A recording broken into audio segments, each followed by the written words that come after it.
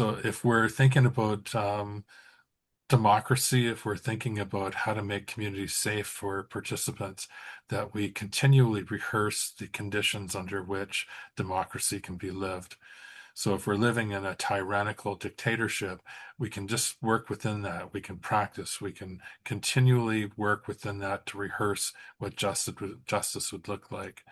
So I want to keep the geography here alive. Paula's childhood underworld is one node. A community keeps rehearsing a move until it becomes portable. So if you're living in a tyrannical environment, a war-torn area, um, we keep rehearsing in a small capacity in an underworld, and then we move it to other places, and we hope that it takes. And it might not take everywhere, it might take nowhere, but that practice, that rehearsal is a piece of the artwork.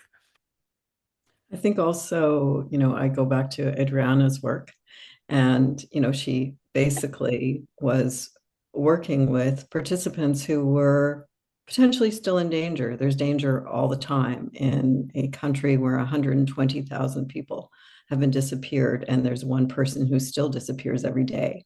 So, how do you talk about disappearance and make sure that your participants have some measure of safety?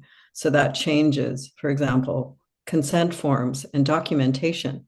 You don't want a trail of evidence that could be utilized in very dangerous ways.